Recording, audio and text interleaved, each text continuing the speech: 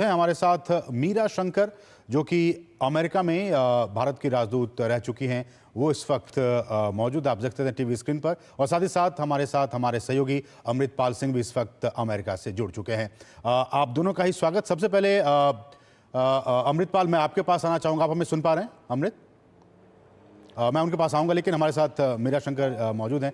मीरा जी, सबसे पहले तो यही आपसे जानना चाहेंगे कि ये जो मोदी ट्रंप 2.0 में अब इस वक्त कुछ घंटों के बाद वहां पे पहुंचेंगे प्रधानमंत्री नरेंद्र मोदी, भारत और अमेरिका के रिश्तों के लिहाज से कितना महत्वपूर्ण आप इस विजिट को मानती हैं? देखिए, ये एक महत्वपूर्ण विजिट है, क्योंकि ये ट्रंप का दूसरा एडमिनिस्ट्रेशन है। ट्रंप दोबारा से प्रेसिडेंट बने हैं। पहली टर्म में कुछ इतना वो कॉन्फिडेंस से आगे नहीं आए थे। इस बार उनका मैंडेट कहीं ज़्यादा मजबूत है, क्योंकि कांग्रेस में भी वो रिपब्लिकन्स दोनों हाउसेस में उनकी ही मेजॉरिटी है। और जो सुप्रीम कोर्ट है, वहाँ भी जजेस ज़्यादातर कंजर्वेटिव ही हैं। कई तो ट्रंप ने ही अपॉइंट किए थे। तो एक तरीके से इस बार ट्रंप साहब बिल्कुल तैयार होके आए हैं कि क्या वो करना चाहते हैं और किस तरीके से करेंगे, और बहुत जल्दी से करते जा रहे हैं। तो कैंपेन में उन्होंने कहा था कि वो टैरिफ लगाएंगे बाहर के देशों पे। वो कहते हैं कि ये देश यूएस का नाजायज फायदा उठाते हैं, ये उनका मानना है, जबकि सही शायद नहीं होगा। फिर भी उन पे टैरिफ लगाएंगे। और शुरू किया उन्होंने ये कह के कि चीन पे 60% लगाएंगे। अब आखिर में लगाया 10%। और ये उनके ऊपर भी जो पहली टर्म में इन्होंने 10 से 25% लगाए थे। $200 बिलियन चीन के जो एक्सपोर्ट्स थे। उसके बाद 25% इन्होंने कनाडा और मेक्सिको पे भी लगाया, और फिर उसको 1 महीने के लिए रोक लिया।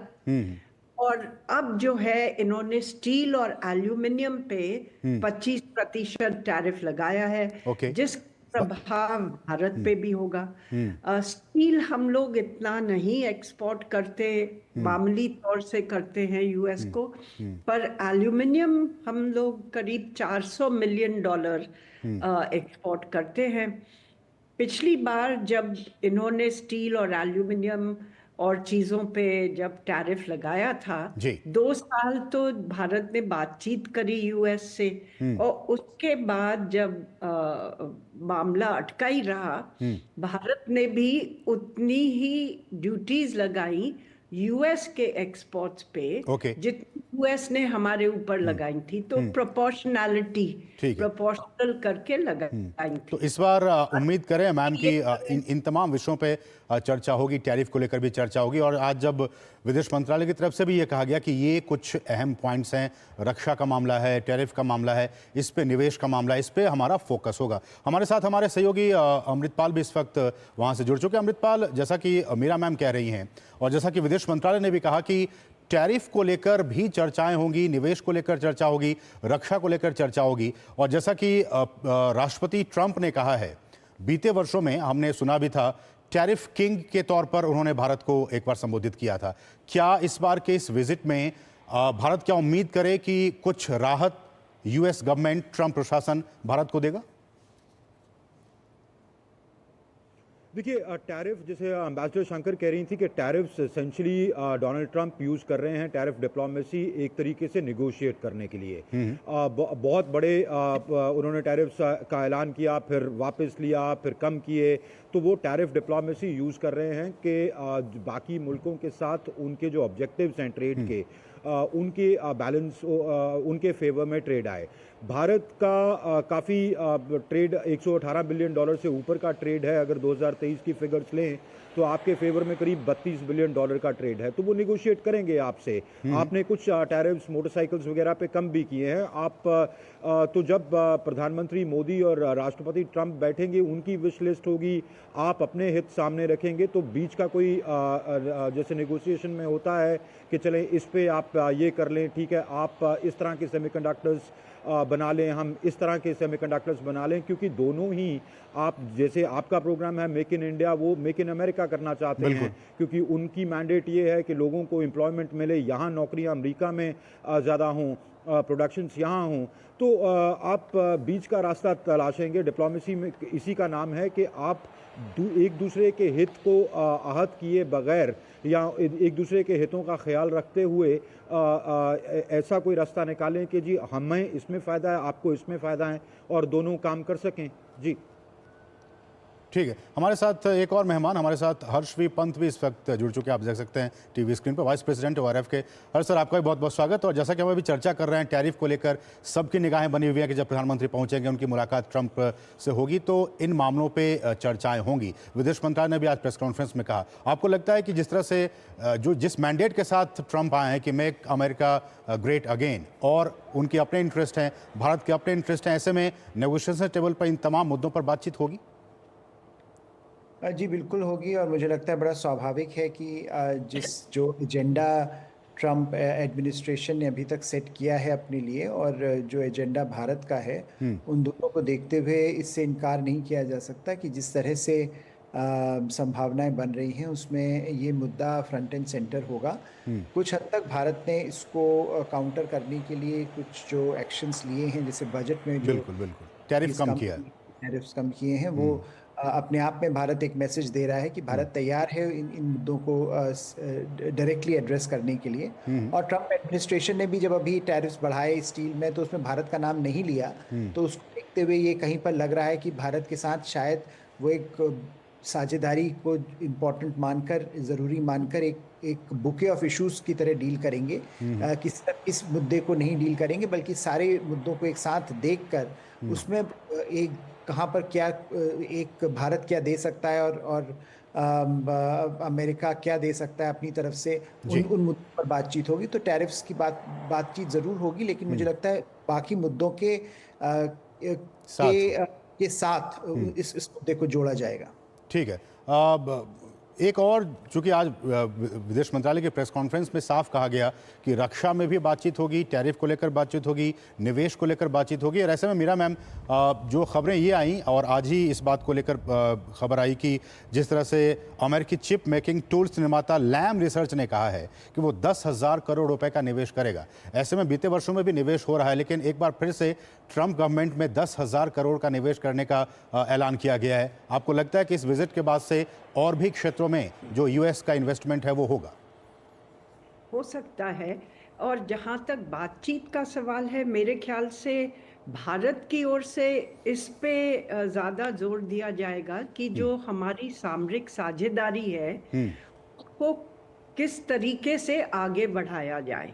बिल्कुल, कि जहाँ हमारे हित मिलते हैं और कई जगह मिलते हैं, खासतौर से इंडो पैसिफिक में, तो कैसे दोनों देश साथ साथ काम कर सकते हैं। हमने जो मुद्दे इम्पोर्टेंट माने हैं वो हैं व्यापार, ऊर्जा, सुरक्षा, निवेश और टेक्नोलॉजी। ये चीज़ हमारे लिए, भारत के लिए अहमियत रखती हैं। बिल्कुल। और इन पे हम जोर देंगे, क्योंकि अमेरिका चाहता है कि हम उनसे ज़्यादा खरीदें। फिर भी जो उनके रेगुलेशंस हैं टेक्नोलॉजी को लेके, एडवांस चिप्स को लेके, आर्टिफिशियल इंटेलिजेंस को लेके रोक लगा देते हैं, क्योंकि भारत को वो डेजिग्नेशन नहीं दिया है जिससे आसानी से इनको एक्सेस कर पाएं। बिल्कुल। तो हम कहेंगे कि भाई आप अपने भी कानून जो हैं, रेगुलेशन, थोड़ा सा ईज करिए, क्योंकि जिस क्षेत्र में हम आपसे खरीदना चाहते हैं हम खरीद पाएं।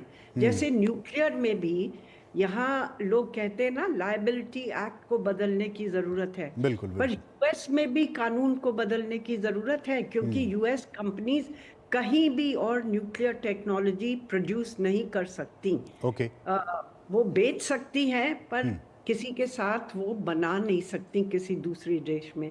तो ये चीजें एक तरीके से रुकावट हो जाती हैं। ट्रम्प की ओर से खास तौर से टैरिफ पे होगा, पर ये मैं कहना चाहती हूँ, आप जो व्यापार बातें है होंगी, जी। देशों के बीच में, वो 200 बिलियन के करीब है गुड्स और सर्विसेज में। हम ओके। लोग खाली गुड्स को बोलते हैं, पर यूएस सर्विसेज मार्केट के लिए बहुत बड़ी एक मार्केट है हमारे लिए। दोनों मिला के करीब 200 बिलियन के पास व्यापार है। पर जो ट्रेड सरप्लस है इंडिया के प्रति, वो इतना नहीं है। वो 20 बिलियन डॉलर से लेके 35 से लेके 40 बिलियन डॉलर, उससे ज्यादा कभी ही नहीं गया है। इस साल शायद थोड़ा 1-2 बिलियन ज्यादा हो। और जो बाकी जो यूएस के ट्रेडिंग पार्टनर्स हैं, उनके तो बहुत ज्यादा। 100 बिलियन डॉलर्स का ट्रेड सरप्लस है। बिल्कुल, तो बिल्कुल। इस वजह से ट्रम्प साहब की जो प्रायोरिटी रहेगी, वो कनाडा, मेक्सिको, चाइना, चाइना रहे, यूरोप। बिल्कुल। भारत तो मैम 9वें नंबर पे है, जिसके साथ ट्रेड उनके ये हिसाब जरूर से। है कि उनकी जो कॉन्स्टिट्यूएंसीज हैं, बिल्कुल। जैसे पिछली बार उन्होंने हार्ली डेविडसन के ऊपर जोर दिलाया, तो जो कॉन्स्टिट्यूएंसीज अगर धक्का देंगी, जो उनका समर्थन करती हैं, तो उन पे वो जरूर निगाह रखेंगे टैरिफ पे, और शायद दबाव भी डालें टैरिफ नीचे करने का। ठीक है। भारत को दोनों चीज दिखानी पड़ेंगी, कि वो फर्म रह सकता है जहां उसका हित नहीं है टैरिफ कम करने में, और दूसरा कि वो फ्लेक्सिबल भी है।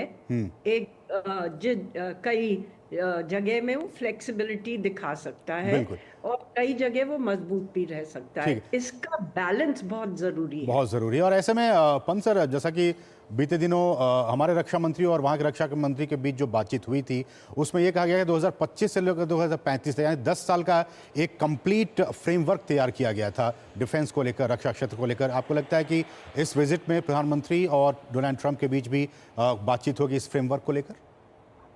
जी, मुझे लगता है वो फ्रेमवर्क बड़ा महत्वपूर्ण रोल इसमें प्ले कर सकता है, क्योंकि वो एक लॉन्ग टर्म जो भारत के पास लेवरेज है वो दिखाता है कि भारत, जैसा कि हमको पता है कि पहले ही अपने फ़ोन कॉल में प्रधानमंत्री मोदी के साथ ट्रम्प साहब ने कहा था कि भारत को ज़्यादा खरीदना चाहिए डिफेंस इक्विपमेंट अमेरिका से। तो उस फ्रेमवर्क में ये सारी बातें स्पष्ट की गई हैं कि भारत की जो रक्षा की रूपरेखा वो क्या है, और उसमें अमेरिका का क्या रोल है, अमेरिका से भारत क्या क्या तकनीक चाहता है, क्या क्या इक्विपमेंट चाहता है। तो मुझे लगता है उसको अगर उस फ्रेमवर्क को लेकर आगे बढ़ेंगे और भारत उस फ्रेमवर्क को लेकर अपनी प्रस्तुति रखेगा, तो उससे एक कन्विंसिंग आर्गुमेंट ये भी बनेगा कि भारत तो खरीद ही रहा है अमेरिका से, और भारत का तो प्लान ही रहा है कि भारत एक बहुत बड़े बायर के तौर पर वो उभर कर आएगा। तो उसमें मुझे लगता है भारत के पास एक ये इंपॉर्टेंट लेवरेज है जो इन नेगोशिएशंस में काम आएगा, और ये मुझे लगता है बड़ा इंपॉर्टेंट रहेगा, क्योंकि जैसा कि हम पहले कह रहे थे कि बहुत सारे मुद्दे हैं, अगर हम उन साथ को जोड़ेंगे तो उसमें हमको पता चलेगा कि कुछ जो प्रेशर पॉइंट्स हमारे हैं और कुछ प्रेशर पॉइंट्स उनके हैं, तो वो एक दूसरे को कहीं पर इक्वलाइज कर रहे हैं, और इसीलिए नेगोशिएशन जो डील मेकिंग बहुत ज़रूरी हो जाता है। आसानी पड़ेगी। चलिए, बहुत बहुत शुक्रिया। और हम उम्मीद कर सकते हैं कि इस यात्रा के बाद से ये जो तमाम इश्यूज़ हैं, दोनों देश सहमत होंगे, और अमेरिका का भी फ़ायदा हो, भारत का भी फ़ायदा हो, दोनों देश एक साथ रिश्तों को मजबूत करते हुए आगे बढ़ें, जिसमें कि दोनों का फ़ायदा हो। बहुत बहुत शुक्रिया मीरा मैम, पंत सर आपका भी, और अमृतपाल आप सभी का बहुत बहुत शुक्रिया हमारे साथ इस कार्यक्रम में जुड़ने के लिए। बढ़ेंगे आगे हो, अब छोटे से ब्रेक के लिए आप देखते रहिए डीडी न्यूज़, और जब ब्रेक के बाद वापस आएंगे तो आपको दिखाएंगे सिख विरोधी दंगे में सज्जन कुमार को दोषी ठहराया गया है। पूरी खबर एक छोटे से ब्रेक के बाद।